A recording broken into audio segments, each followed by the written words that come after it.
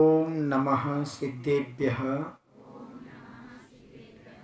ओम नमः सिद्धेभ्यः। ओंकारं बिंदु संयुक्तम्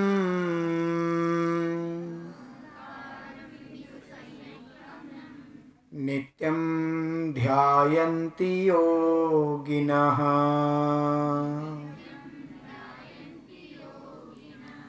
कामदं मोक्षदं चैव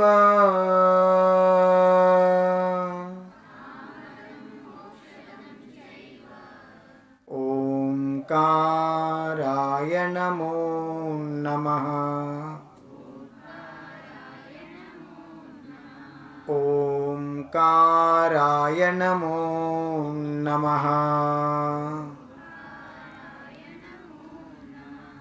ओंकाराय नमो नमः।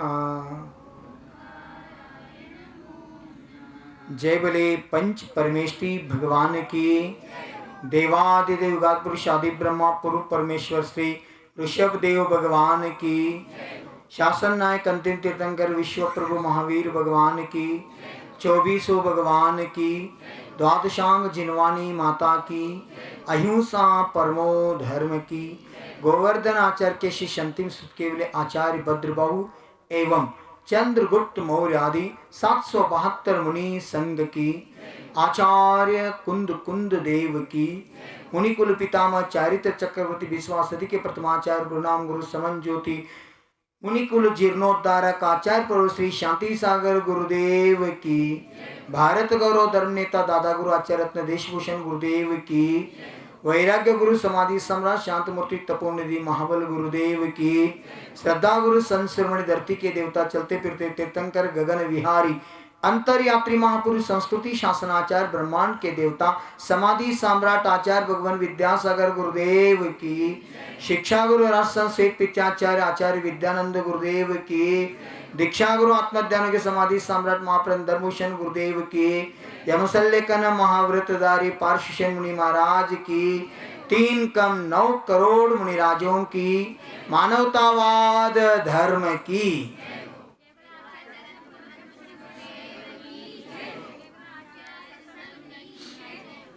एषां न विद्या न तपो न दानं न ज्ञानं न शीलं न गुणो न धर्मः ते मृत्युलोके भुवि भारभूत मनुष्य रूपेण मृगाश्चरन्ति। हे भविजीवात्माओं, विद्या तपस्सु दान ಜ್ಞಾನ ಶೀಲ ಸದ್ಗುಣ ಮತ್ತು ಧರ್ಮ ಈ 7 ಗುಣಗಳು ಯಾರಲ್ಲಿ ಇಲ್ಲವೋ ಆ ಜೀವಿಗಳಿಗೆ ಭೂಮಿಗೆ ಭಾರವಾಗಿ ಬದುಕುತ್ತಿರುವ ಜೀವಿ ಅಂತ ಹೇಳಿದ್ರು. ಇಷ್ಟ ಅನ್ಲಾರ್ದು ಮತ್ತೊಂದು ಪದ ಉಪಯೋಗ ಮಾಡಿದ್ರು, ಮನುಷ್ಯ ರೂಪೇಣ ಮೃಗಾಶ್ಚರಂತಿ ಅಂತ. ಅಂದ್ರೆ ಮನುಷ್ಯನ ರೂಪವನ್ನು ಧರಿಸಿರ್ತಕ್ಕಂಥ ಮೃಗಗಳು ಅಂತಂದ್ರು. 83,99,999 ಭವಗಳು ಕಳೆದ ನಂತರ ಅತ್ಯಂತ ದುರ್ಲಭವಾಗಿರ್ತಕ್ಕಂಥ ಚಿಂತಾಮಣಿ ಸ್ವರೂಪ ಈ ಮನುಷ್ಯ ಪರ್ಯಾಯ ನಮಗೆ ಪ್ರಾಪ್ತ ಆಗಿದೆ. ಈ ಮನುಷ್ಯ ಪರ್ಯಾಯದಲ್ಲಿ ಒಂದು ವೇಳೆ ನಾವು ಮಾನವೀಯತೆಯಿಂದ ಬದುಕಲಿಲ್ಲ, ಮನುಷ್ಯತ್ವವನ್ನು ಪ್ರಾಪ್ತಿ ಮಾಡ್ಕೊಳ್ಳಿಲ್ಲ, ಈ ಮನುಷ್ಯ ಧರ್ಮವನ್ನು ಒಂದು ವೇಳೆ ಧಾರ್ಮಿಕವಾಗಿ ಮಾಡ್ಕೊಳ್ಳಿಲ್ಲ ಅಂದ್ರೆ ನಮ್ಮಂಥ ಮೂರ್ಖ ಈ ಪ್ರಪಂಚದಾಗ ಯಾರಿಲ್ಲ ಅಂತ. ಆಧ್ಯಾತ್ಮಿಕವಾಗಿ ಆತ್ಮನನ್ನ ಸುಖಿ ಮಾಡ್ತಕ್ಕಂಥ ಒಂದು ಸನ್ಮಾರ್ಗ, ಒಂದು ಶ್ರೇಷ್ಠ ಉಪಾಯ, ಶ್ರೇಷ್ಠ ಸಾಧನ ಈ ಪ್ರಪಂಚದಾಗ ಎಲ್ಲಾದ್ರೂ ಇದ್ರೆ ಅದು ಮಾತ್ರ ಭಾರತದಲ್ಲಿ ಅನ್ನೋದ್ರಿಂದ 24 ತೀರ್ಥಂಕರ ಪೈಕಿ ಒಬ್ಬರು ತೀರ್ಥಂಕರ್ ಸಹಿತ ಅಮೇರಿಕಾದಾಗ, ಆಸ್ಟ್ರೇಲಿಯಾದಾಗ, ಆಫ್ರಿಕಾದಾಗ ಎಲ್ಲಿ ಜನ್ಮ ತಗೋಲಿಲ್ಲ. ಭರತ ಭೂಮಿ ಒಳಗನ ಶಲಾಕ ಪುರುಷರೆಲ್ಲ ಜನ್ಮ ತಗೊಂಡ ಜೀವನ ಸಾರ್ಥಕ ಮಾಡ್ಕೊಂಡ್ರು. ಒಂದೊಂದು ಸಲ ಹೆಂಗೆ ಆಗ್ತೈತಿ ಅಂತ ಕೇಳಿದ್ರೆ, ಜೈನ ಸಿದ್ಧಾಂತದಲ್ಲಿ ಪ್ರಾಯೋಪಗಮನ ಮರಣ, ಭಕ್ತ ಪ್ರತ್ಯಾಖ್ಯಾನ ಮರಣ, ಮತ್ತು ಇಂಗಿನಿ ಮರಣ ಅಂತ ಉಲ್ಲೇಖ ಮಾಡ್ತಾರೆ. ಈ ಪಂಚಮ ಕಾಲದಲ್ಲಿ ದುರ್ಲಭದೊಳಗೆ ಅತಿ ದುರ್ಲಭ. ಮೇಲಿಂದ ಮೇಲೆ ನಿಮ್ಗೆ ಹೇಳತ್ತೇನೆ, 1,000 ಕೆಲಸ ಇದ್ರೆ ಆ ಕೆಲಸಗಳನ್ನ ಬಾಜುಕಿಟ್ಟು ಎಲ್ಲಾದರೂ ಪಂಚ ಕಲ್ಯಾಣ ನಡೆದೈತೆ ಅಂತ ಗೊತ್ತಾಗ್ತದ್ರೆ ಅಲ್ಲಿ ಹೋಗ್ಬೇಕು. 1,00,000 ಕೆಲಸ ನಿಮ್ಮ ಕೈಯಾಗಿದ್ರು ಕೆಲಸ ಬಾಜುಕಿಟ್ಟ ಎಲ್ಲಾದರೂ ದೀಕ್ಷಾ ತೊಗೊಳಕತ್ತಾರೋ ದೀಕ್ಷಾ ಕಾರ್ಯ ಆಗೋದೈತಿ ಅಂತ ಗೊತ್ತಾತಂದ್ರೆ 1,00,000 ಕೆಲಸ ಬಿಟ್ಟು ಹೋಗಬೇಕು. ಮತ್ತು ಎಲ್ಲಾದರೂ ಮುನಿಗಳು ಮಹಾವ್ರತಿಗಳು ಆರಿಕೆಯರು ಸಲ್ಲೇಖನ ಸ್ವೀಕರಿಸ್ಯಾರಂತ ಸುದ್ದಿ ಬರ್ತಂದ್ರೆ 1,00,00,000 ಕೆಲಸ ಬಿಟ್ಟು ಸಮಾಧಿ ಮರ ನೋಡಕ್ಕೆ ಹೋಗ್ಬೇಕು ಅಂತ ನಮ್ಮ ಆಗಮ್ ಹೇಳಿದ್ರು. ಆಚಾರ್ಯ ಶಾಂತಿಸಾಗರ ಸತ್ಪ್ರೇರಣೆಯಿಂದ ಸ್ಥಾಪನಾ ಆದಂತಹ ಶೆಡ್ಬಾಳ್ ಆಶ್ರಮದಲ್ಲಿ ವರ್ತಮಾನದಲ್ಲಿ ಪಾರ್ಶ್ವಶೇನ್ ಮಹಾರಾಜರು ಯಮಸಲ್ಲೇಖನ ಸ್ವೀಕಾರ ಮಾಡ್ಯಾರ. ಇವತ್ತಿಗೆ 9 ದಿವಸ ಗತಿಸ್ಯಾವ. ದೀರ್ಘವಾಗಿ 9 ದಿವಸ ಒಳಗೆ ಯಮಸಲ್ಲೇಖನದಾಗಿದ್ದರೂ ಸಹಿತ ಪರಿಣಾಮದಾಗ ಅತ್ಯಂತ ಶಾಂತ ಪರಿಣಾಮದವು. ಅಂದ್ರೆ ಯಾ ಜೀವು ಸಾಧಕನಾಗಿ ರತ್ನತ್ರಯ ರೂಪಿ ಸಾಧನದಿಂದ ಮೋಕ್ಷ ರೂಪಿ ಸಾಧ್ಯವನ್ನು ಬಯಸಲಿಕ್ಕೆ ದಿಗಂಬರ ಭಾವಲಿಂಗಿ ಮುದ್ರೆಯನ್ನು ಪ್ರಾಪ್ತಿ ಮಾಡ್ಕೋತದ. ಆ ಮುದ್ರಾದಿಂದ ಕೊನೆ ಹಂತ ಯಮಸಲ್ಲೇಖನ ಪೂರ್ವಕ ಸಮಾಧಿ ಮರಣ ಮಾಡ್ಕೋದ. ಸ್ವಸಮಯದಾಗ ಪರಿಣಾಮ ವಿಶುದ್ಧಿ ಸ್ವಾತ್ಮೋಪಲಬ್ಧಿ ಶಿವಸೌಖ್ಯ ಸಿದ್ಧಿ ಭಾವನ ಇಟ್ಕೊಂಡ ಆ ಪರಮಾತ್ಮನ ಧ್ಯಾನದೊಳಗೆ ಪಂಚ ಪರಮೇಷ್ಠಿ ಧ್ಯಾನದೊಳಗೆ ಸ್ವ ಆತ್ಮಚಿಂತನ ತೊಡಗಿ ಆತ್ಮನ ಉತ್ಸಾಹ ಮಾಡ್ತಕ್ಕಂಥ ಶ್ರೇಷ್ಠ ಧರ್ಮ ಅದು ಸಲ್ಲೇಖನ ಸಮಾಧಿ ಮರಣ ಅಂತ ಉತ್ಕೃಷ್ಟ ಸಮಾಧಿಯಲ್ಲಿ ಪೂಜ್ಯ ಅರಿಕಾ ದರ್ಶನಭೂಷಣಮತಿ ಮಾತಾಜಿ, ರಂಗೋಳಲ್ಲಿ ಅಕಂಪನ್ಮತಿ ಮಾತಾಜಿ, ಕುಂಡಲ್ದವರು ಮಾತಾಜಿ ಅವರು ಸಲ್ಲೇಖನ ಸ್ವೀಕಾರ ಮಾಡ್ಯಾರ. ಕೋತುಳಿಯಲ್ಲಿ ಸುತ್ತಮತಿ ಮಾತಾಜಿ ಅವರು ಸಲ್ಲೇಖನ. ಈ ವರ್ಷ ಸಾಕಷ್ಟು ಜನ ಆರಿಕೆಯರು ಮುನಿಗಳು, ಮೌನ ಸಾಗರ್ ಅಂತ ಪರಮಪೂಜ್ಯ ಆಚಾರ್ಯ ಭಗವನ್ ವಿದ್ಯಾಸಾಗರ ಪರಮ ಆರಾಧಕರು, ಭೂತ್ಬಲಿ ಸಾಗರ ಮಹಾರಾಜರ ಶಿಷ್ಯರ ಮುನಿಸಾಗರ ಹೆಸರು ಕೇಳಬೇಕು. ಅವರು ಸಹಿತ ಅಲ್ಪ ವಯದಾಗನ ಉತ್ಕೃಷ್ಟ ದೇಹವನ್ನು ತ್ಯಾಗ ಮಾಡಿ ಸಮಾಧಿ ಪೂರ್ವಕ ಮರಣವನ್ನು ಮಾಡ್ಕೊಂತ ಶ್ರೇಷ್ಠ ಕಾರ್ಯವನ್ನು ಮಾಡಿ ಆತ್ಮ ಕಲ್ಯಾಣದ ಶ್ರೇಯ ಮಾರ್ಗವನ್ನು ತಲುಪಿದ್ರು. ಈ ಆತ್ಮನಿಗೆ ಗುರು ಅವಶ್ಯಕತೆ. ಆ ಗುರು ದೀಕ್ಷಾ ಕೊಡ್ತಕ್ಕಂಥ ಗುರು ಆಗಿರ್ಬೋದು, ಶಿಕ್ಷಣ ಕೊಡ್ತಕ್ಕಂಥ ಗುರು ಆಗಿರ್ಬೋದು, ಜನ್ಮ ಕೊಡ್ತಕ್ಕಂಥ ತಂದೆ ತಾಯಿ ಗುರು ಆಗಿರ್ಬೋದು, ನಿಸರ್ಗ ಅಥವಾ ಪ್ರಕೃತಿ ಗುರು ಆಗಿರ್ಬೋದು, ಅತಿಥಿ ಗುರು ಆಗಿರ್ಬೋದು. ಅನೇಕ ಸ್ಥಾನದಲ್ಲಿ ಗುರುವನ್ನ ನಾವು ನೋಡ್ತಾ ಇದ್ದೀವಿ. ಆಚಾರ್ಯೋ ದೇವೋಭವ. ಒಂದೊಂದು ಸಮಯದಾಗ ಗುರು ಆದವನು ಪ್ರತ್ಯಕ್ಷ ಶಿಷ್ಯನ ಉದ್ಧಾರ ಮಾಡದೇ ಇದ್ದರೂ ಶಿಷ್ಯ ಗುರುವನ್ನ ಹೃದಯ ಮಂದಿರದಲ್ಲಿ ಸ್ಥಾಪನೆ ಮಾಡಿ ಗುರುವಿಗೆ ಗುರು ಆಗುವಂಥ ವ್ಯಕ್ತಿತ್ವ ಪಡ್ಕೋತಾನಂತ. ಗುರು ಮಾಡಲಾರ್ದನ್ನು ಶಿಷ್ಯ ಸಾಧಿಸಿ ತೋರಿಸ್ತಾನೆ. ಅದು ಹೇಗೆ ಸಾಧ್ಯ ಅಂದ್ರೆ ಅಲ್ಲಿ ಸಮರ್ಪಣ. ಗುರು ಪ್ರತ್ಯಕ್ಷ ಬೇಕಂತಿಲ್ಲ. ಭಕ್ತಿ ಮಾಡ್ತಕ್ಕಂಥ ಭಕ್ತನಿಗೆ ಭಗವಾನ ಮುಂದೆ ಬೇಕಂತಿಲ್ಲ. ನಮ್ಮ ಒಂದು ಕಲ್ಪನೆ ಗುಡಿ ಗುಂಡಾರದಲ್ಲಿ ಮಂದಿರಗಳಲ್ಲಿ ಜಿನ ಚೈತ್ಯಾಲಯಗಳಲ್ಲಿ ಭಗವಂತದಾನ ಅಂತ ಭಾವಿಸ್ತೀವಿ. ಇದು ವ್ಯವಹಾರ ಮಾರ್ಗ. ಭಗವಂತ ಮಂದಿರದಲ್ಲಿ ಇಲ್ಲ. ಭಗವಂತ ಮೋಕ್ಷವನ್ನು ಪ್ರಾಪ್ತಿ ಮಾಡಿಕೊಂಡ ದೇಹಾತೀತ ಚೈತನ್ಯ ಅಸ್ತಿತ್ವ ಶಿವಸ್ವರೂಪ ಸಿದ್ಧ ಶಿಲೆಯಲ್ಲಿ ಅವಿನಾಶಿ ಶಾಶ್ವತ ನಿರಾಕಾರ ನಿತ್ಯ ನಿರಂಜನನಾಗಿ ಅನಂತ ಕಾಲವರೆಗೆ ವಿರಾಜಮಾನರಾಗ್ಯಾರ. ಅವರು ಇಲ್ಲಿ ಬರಲಿಕ್ಕೆ ಸಾಧ್ಯ ಇಲ್ಲ. ಬಂದ್ರೆ ಅವರು ಮುಕ್ತ ಜೀವ ಅಲ್ಲ. ಅದಕ್ಕೆ ಮೇಲಿನ ಮೇಲೆ ನಿರ್ಯಾಪಕ ಶ್ರವಣ ನಿಯಮ ಸಾಗರ ಹೇಳ್ತಾ ಇರ್ತಾರೆ, ಹೋಗುವುದಾದರೆ ಅಲ್ಲಿಗೆ ಹೋಗು, ಎಲ್ಲಿಂದ ಮರಳಿ ಬರಲಾಗುವುದಿಲ್ಲ. ಬರುವುದಾದರೆ ಅಲ್ಲಿಗೆ ಬಾ, ಎಲ್ಲಿಂದ ಮರಳಿ ಹೋಗಲಾಗುವುದಿಲ್ಲ. ಅಂತ ಸ್ಥಾನ ಈ ಪ್ರಪಂಚದಾಗ ಯಾವುದಾದ್ರೂ ಇದ್ರ ಅದು ಈ ಶತ್ ಪ್ರಾಗ್ಬಾರ್ ಭೂಮಿ, ಅಷ್ಟಮ ಭೂಮಿ, ಸಿದ್ಧ ಶಿಲೆ. ಆ ಸಿದ್ಧ ಶಿಲೆಯಲ್ಲಿ ಸಿದ್ಧಾತ್ಮನಾಗಿ ಪರಿಶುದ್ಧ ಪರಮಾತ್ಮನಾಗಿ ನಮ್ಮ ಆತ್ಮ ಕರ್ಮದಿಂದ ಮುಕ್ತಾದ ಅಂತಂದ್ರೆ ಒಳ್ಳೆ ಆತ್ಮ ಸಂಸಾರದಲ್ಲಿ ಬರೋದೇ ಇಲ್ಲ. ಅಂದ್ಬಳಕ ನಾವು ಮಂದಿರದಲ್ಲಿ ಮಾಡ್ತಕ್ಕಂಥ ದೇವತೆಗಳು, ನವದೇವತೆಗಳು, ಅದು ಅರ್ಯಂತ ಪ್ರತಿಮಾ ಇರ್ಬೋದು, ಸಿದ್ಧ ಪ್ರತಿಮಾ ಇರ್ಬೋದು, ಆಚಾರ್ಯ ಪ್ರತಿಮಾ ಇರ್ಬೋದು, ಉಪಾಧ್ಯಾಯ ಪ್ರತಿಮಾ ಇರ್ಬೋದು, ಸಾಧು ಪ್ರತಿಮಾ ಇರ್ಬೋದು, ಜಿನಧರ್ಮ ಇರ್ಬೋದು, ಜಿನಾಗಮ ಇರ್ಬೋದು, ಜಿನ ಚೈತ್ಯಾಲಯ ಇರ್ಬೋದು. ಎಷ್ಟು ಜಿನ ಚೈತ್ಯ? 9 ದೇವತೆಗಳನ್ನು ವರ್ಣಿಸಲಾಗಿದೆ. ಎಲ್ಲ ದೇವತೆಗಳನ್ನು ನಾವು ಸಾಕಾರ ರೂಪದಲ್ಲಿ ಕಾಣ್ತಾ ಇದ್ದೀವಿ. ಇದು ವ್ಯವಹಾರ.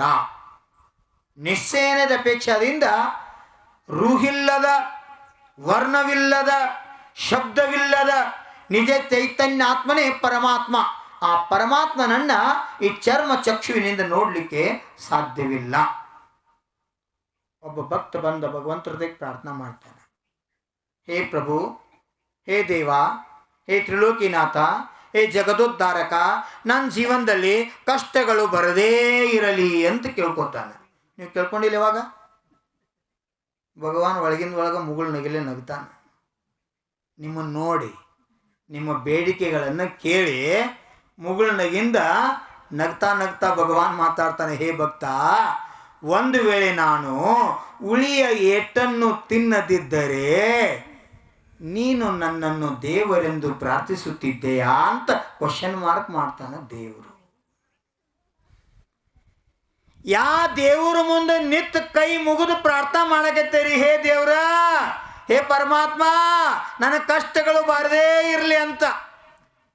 ಅದ ದೇವರ ಮುಗುಳು ನಗಿಲೆ ನಕ್ ಹೇಳ್ತಾನೋ, ಹೇ ಭಕ್ತ, ನಾ ಒಂದು ವೇಳೆ ಉಳಿ ಏಟು ತಿಂದಿರ್ಲಿಕ್ಕಂದ್ರ ನೀ ನನ್ನ ಮುಂದೆ ನಿಂತು ಪ್ರಾರ್ಥನಾ ಮಾಡ್ತಿದ್ದೇನೋ, ಕೈ ಮುಗಿತಿದ್ದೇನೋ, ಇದರರ್ಥ ನಾ ಉಳಿ ಏಟು ತಿಂದ ಭಗವಾನ್ ಆಗೇನಿ. ಹಂಗೆ ನಿನ್ನ ಜೀವನದಾಗ ಕಷ್ಟ ಬಂದ್ರೆ ನಿನ್ನ ಕಷ್ಟದಿಂದ ಮುಕ್ತಿ ಸಿಗೋದ. ಕಷ್ಟ ಅನ್ನೋದು ಕರ್ಮದಿಂದ ಉದಯ ಆದಂಥ ಫಲ. ಕರ್ಮ ಫಲವನ್ನ ತೀರ್ಥಂಕರರು ಭೋಗಿಸಲೇಬೇಕು. ಯಾರಿಗೂ ಬಿಟ್ಟಿಲ್ಲ ಕರ್ಮ ಫಲ. ಕರ್ಮ ಫಲದಿಂದ ಮುಕ್ತನಾಗಬೇಕಾಗಿತ್ತಂದ್ರ ನಾವು ಅಧ್ಯಾತ್ಮದಲ್ಲಿ ಆತ್ಮನನ್ನ ಆರಾಧಿಸಬೇಕು. ಚಳಿಗಾಲದಲ್ಲಿ ಆತ್ಮನ ಸಂರಕ್ಷಣೆ ನಾವು ಹೆಂಗೆ ಮಾಡಬೇಕು? ಚಳಿಗಾಲದಲ್ಲಿ ನಾವು ಧರ್ಮಾಚರಣೆ ಹೆಂಗೆ ಮಾಡಬೇಕು? ಚಳಿಗಾಲದಲ್ಲಿ ಈ ದೇಹರೂಪಿ ದೇವಾಲಯವನ್ನು ಯಾವ ರೀತಿ ರಕ್ಷಿಸಬೇಕು? ಶರೀರ ಮಾಧ್ಯಮ ಖಲು ಧರ್ಮ ಸಾಧನಂ. ಶರೀರ ಚಲೋ ಇತ್ತಂದ್ರೆ ನಾವು ಧರ್ಮ ಸಾಧನೆಯನ್ನು ಒಳ್ಳೆಯ ರೂಪದಲ್ಲಿ ಮಾಡ್ಬೋದು. ಒಂದು ಶರೀರ ರೋಗಗ್ರಸ್ತ ಆಯಿತು ಅಂತಂದ್ರೆ ನಾವು ಎಲ್ಲದರಿಂದ ವಂಚಿತ ಆಗ್ತೀವಿ. ಸಮಾಧಿ ಸಹಿತ ನಿರ್ವಿಘ್ನ ಸಾನಂದ ಸಂಪನ್ನ ಆಗೋದಿಲ್ಲ. ಸ್ವಸಮಯದಾಗ ಆತ್ಮ ವಿಶುದ್ಧಿಯೊಳಗ, ಪರಿಣಾಮ ವಿಶುದ್ಧಿದೊಳಗ, ಸ್ವರೂಪಾಚರಣದೊಳಗ ನಮ್ಮ ಆತ್ಮಾಂದ ಈ ದೇಹದಿಂದ ಮುಕ್ತಿ ದೊರೆಯೋದಿಲ್ಲ. ಅಲ್ಲಿ ಆರ್ತ ರೌದ್ರ ಧ್ಯಾನದಿಂದ ಆತ್ಮನಿಗೆ ಕರ್ಮಾಸ್ತ್ರವಾಗ್ತಾ ಆಗ್ತಾ ಮರಣ ಆಯ್ತಂದ್ರೆ ಆತ್ಮ ಸಂಸಾರದಲ್ಲಿ ಪರಿಭ್ರಮಣ ಮಾಡ್ತಾನೆ. ಒಂದು ವೇಳೆ ಆತ್ಮ ಸ್ವಸಮಯದ ಇದ್ಕೊಂಡು ಪ್ರಾಣ ತ್ಯಾಗ ಮಾಡಿದಂದ್ರೆ ಆತ್ಮ ಸದ್ಗತಿಯಿಂದ ಪರಂಗತಿ ಪ್ರಾಪ್ತಿ ಮಾಡ್ಕೋತಾನೆ. ಸಾವು ಎಲ್ಲರಿಗೂ ಬರೋದನ, ಇದು ಜಗದಲ್ಲಿ ನಿಯಮದ. ಕರೆ ಆ ಸಾವು ಬಂದಾಗ ಆ ಸಾವನ್ನು ಆನಂದದಿಂದ ಸ್ವೀಕಾರ ಮಾಡಿ, ಸಾವು ಈ ಶರೀರಕ್ಕದ, ಆತ್ಮ ಸಂಯೋಗ ವಿಯೋಗದಿಂದ ಅನಾದಿ ಕಾಲದಿಂದ ಪರಿಭ್ರಮಣ ಮಾಡ್ತಾ ಇದ್ದಾನ. ಭೇದ ಜ್ಞಾನದಿಂದ ದೇಹದೊಳಗಿದ್ದನ ನಾ ದೇಹಾತೀತ ಅದನೇ ಅಂತಕ್ಕಂಥ ಭಾವನೆ ಇಟ್ಕೊಂಡ ಮಳೆ ಇರಲಿ, ಚಳಿ ಇರಲಿ, ಬಿಸಿಲಿರಲಿ, ಈ ಪರಿಸರಗಳನ್ನು 22 ಪ್ರಕಾರದ ಪರಿಸರಗಳನ್ನು ಸಹನ ಮಾಡ್ತಕ್ಕಂಥ ಭಾವಲಿಂಗಿ ಸಂತರು ಸ್ವಸಮಯದಲ್ಲಿ ತಂಡೆ ಎಷ್ಟು ತಂಡೈತೆ ಅಂತೊಮ್ಮೆ ಆಚಾರ್ಯ ಭಗವಾನ್ ವಿದ್ಯಾಸಾಗರರ ಗುರುಗಳಾದಂಥ ಜ್ಞಾನಸಾಗರರು ಕೇಳಿದ್ರಂತ. ವಿದ್ಯಾಸಾಗರ್ ತಂದೆ ಎಷ್ಟೈತಿ ಅಂತ.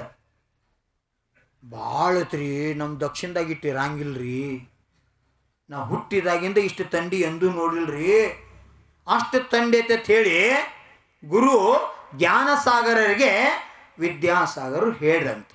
ಅಜ್ಮೇರ್ದಾಗಿದ್ದ ದೀಕ್ಷಾ ತರುವ ಅವಾಗ ಜ್ಞಾನಸಾಗರ್ ಹೇಳ್ರತ್ತ, ತಂಡಿ ಎಷ್ಟೈತಿ ಅಂದ್ರೆ ಬಾಬಾ ಒಂದು ಮುಟ್ಟಿಗೆ ಅಷ್ಟೇ ಐತಿ ಅಂತ ಹೇಳ್ರಂತ. ತಂಡಿ ಎಷ್ಟೈತಿ ಅಂದ್ರೆ ಒಂದು ಮುಟ್ಟಿಗೆ ಅಷ್ಟೇ ಅಂತೆ. ಹುಡುಗರು ನೋಡ್ರಿ ಗಾಡಿ ಹೊಡಿಬೇಕಾರೆ ಮುಟ್ಟಿಗೆ ಮಾಡಿ ಹಿಂಗೆ ಕೈ ಹಿಡ್ದು ಅಂದ್ರೆ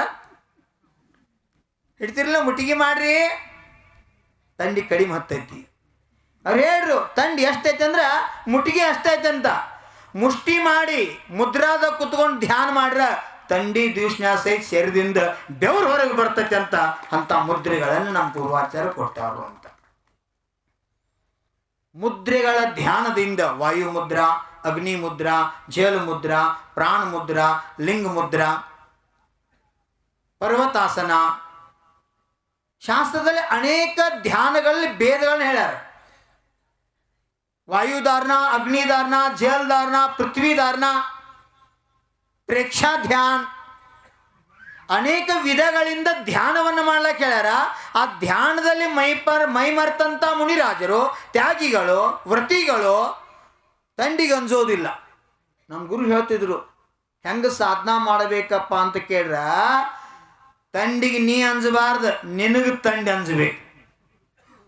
ಬಿಸಿಲಿಗೆ ನೀ ಅಂಜಬಾರ್ದು, ಬಿಸಿಲು ನಿನಗೆ ಅಂಜಬೇಕು.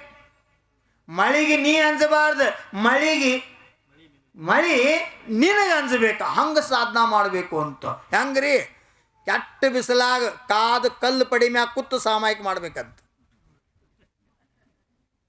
ತಂಡಿ ದಿವ್ಸನ್ಯಾಗ ಹೊಳಿ ದಂಡ್ಯಾಗ ಹೋಗಿ ಅಲ್ಲಿ ಕೂತು ಸಾಮಾಯಿಕ ಮಾಡ್ಬೇಕಂತ. ಮಳೆಗಾಲದಾಗ ದೊಡ್ಡ ಗಿಡದ ತಳಗ ನಿಂತು ಸಾಮಾಯಿಕ ಮಾಡ್ಬೇಕಂತ. ಸುಮ್ಮನೆ ಹಾಡ ಅಂತೀರೇನು? ಹೇ ಗುರುವರ್ ಧನ್ಯ ಹೈ ತುಮ್ इतना परिशहसते हो, दिन में लेते एक बार हार, सबको देते ज्ञानामृतहार. उष्ण काल में गिरि पर्वत पर उष्ण परिशहसते हो, शीत काल में नदी तट पर शीत परिशहसते हो. ಇನ್ನೊಂದು ಹೇಳ್ರು, वर्षा ऋतु यावाग बरसातों में पेड़ के नीचे खड़े होकर ध्यान करते हो, निंदा स्तुति में समता भाव, भाविस परिशह विजय भाव. हे गुरुवर धन्य है तुम कितना परिशह सहते हो. ಯಾವಾಗ ಮುನಿರಾಜರು, ಮಹಾವ್ರತಿಗಳು, ತಪಸ್ವಿಗಳು, ವ್ರತಿಗಳು ಮಳೆಗಾಲ, ಚಳಿಗಾಲ, ಬೇಸಿಗೆಗಾಲದಲ್ಲಿ ಪರಿಶಹಗಳನ್ನು ಸಹನ ಮಾಡ್ತಾ ಧ್ಯಾನ ಮಾಡ್ತಾರ, ಅವ್ರು 2 ಪ್ರಕಾರ ನಿರ್ಜರ ಮಾಡ್ತಾರೋ, ಸವಿಪಾಕ್ ಮತ್ತು ಅವಿಪಾಚಕ್ 2 ಪ್ರಕಾರ ಕರ್ಮ ನಿರ್ಜರ ಮಾಡ್ತಕ್ಕಂಥ ಸಾಮರ್ಥ್ಯ ಪಡ್ಕೋತಾವ. ಯಾಕ? ಅವ್ರು ತಿಳ್ಕೊಂಡವ್ರು ಶರೀರ ಅಂದ್ರೆ ನಾ ಅಲ್ಲ, ನಾ ಅಂದ್ರೆ ಆತ್ಮ ಅದನಿ. ಶರೀರ ನಡಗಾಕತೈತಿ, ಅರೆ ಆತ್ಮ ಅಚಲ್ ಅಜರ್ ಅಮರ್ ಅದಾನು, ಶರೀರದಿಂದ ಭಿನ್ನ ಅದಾನು ಅಂತಕ್ಕಂಥ ವೇದಜ್ಞಾನ. ಹೆಂಗ ಹೆಣ್ಮಕ್ಳ ಮೊಸರಿನ್ಯಾಗ ಕಡಗೋಲು ಹಾಕಿ ಕಡದು ಮಜ್ಜಿಗೆಯಾಗಿಂದ ಬೆಣ್ಣೆ ತೆಗಿತಾರಲ್ಲ, ಖುಷಿಲೆ ತೆಗಿತಾರೋ ಏನು ಬಿಟ್ಟಿ ಬ್ಯಾಸರಿಗಳು ತೆಗಿತಾರೋ? ಹಂಗ ಮುನಿಗಳು, ವ್ರತಿಗಳು, ಸಾಧಕರು ಹೊರಗೆ ತಂಡಿ ಅಳಿಗಾಡಕತೈತಿ. ಎದುರುಗತೆ ಕಡಗೋಲಗತೆ ಅದು ಅಳಿಗಾಡುವತಕ್ಕದ. ಒಳಗೆ ಹೆಂಗ ಮೊಸರಿನ್ಯಾಗ ಕಡಗೋಲ್ ಹಾಕಿ ಮಂಥನ ಚಿಂತನ ನಿಧಿಧ್ಯಾಸ ಮಾಡಿ ಕಡದು ಮಜ್ಜಿಗೆಯಾಗಿ ಬೆನ್ನಿ ತೆಗದಂಗ ಶುದ್ಧೋಪಯೋಗದಾಗ ಹೋಗಿ ಶುಕ್ಲ ಧ್ಯಾನದಾಗ ಅಸಂಖ್ಯಾತ ಗುಣಿ ಕರ್ಮ ನಿರ್ಜರ ಮಾಡ್ತಾರೋ ಮಹಾವ್ರತಿಗಳು, ಮಹಾಮೇಧಾವಿಗಳು, ಋಷಿಗಳು, ಯತಿಗಳು, ಅನಗಾರರು, ಮಹಂತರು ಆತ್ಮ ಸಾಧನೆಯಲ್ಲಿ ಆತ್ಮಾನಂದವನ್ನು ಸವಿತಾರ. ಅದಕ್ಕೆ ಅಧ್ಯಾತ್ಮ ಬಹಳ ರುಚಿಕರ, ಅಧ್ಯಾತ್ಮ ಹಿತಕರ. ಯಾರಿಗೆ ಹಸಿವಾಗ್ಯದ ಅವ್ರಿಗೆ ತಂಗಳ ರೊಟ್ಟಿ ಸಹಿತ ಅಮೃತ ಅನಿಸ್ತೈತೆ ಅಂತ. ಯಾರಿಗೆ ಹಸು ಇಲ್ಲ ಪಂಚಪಕ್ವಾನ್ ಸಹಿತ ವಿಷ ಅನಿಸ್ತೈತೆ ಅಂತ. ಹಂಸಿಕ ಹುಲ್ಲು ಮೇಲೆ ಮನ್ಕೊಂಡಂಥ ವ್ಯಕ್ತಿ ಆ ಬದುಕೊಮ್ಮಿ ಈ ಬದುಕೊಮ್ಮಿ ಮೈ ಹೊಳಸ್ತಾನೋ ನಿದ್ದೆ ಹತ್ತೋದಿಲ್ಲ. ಅದಕ್ಕೆ ಕಬ್ಬ ಕಡ್ಯಾಕೆ ಬಂದಾರಲ್ಲ ಗಬಾಳ್ಯಾರ, ಯಾವಾಗ ತಿತ್ತಾವೋ ಯಾವಾಗ ಮಕ್ಕೋತಾವೋ ಮಕ್ಕೊಂಡೆಲ್ಲ ಕುಂಭಕರ್ಗತೆ ನಿದ್ದೆ ಹಿಡಿತಾವ. ಯಾವ ಗುಳಿಗಿಲ್ಲ ಏನಿಲ್ಲ, ಸುಖ ನಿದ್ರೆ ಅವರಿಗೆ.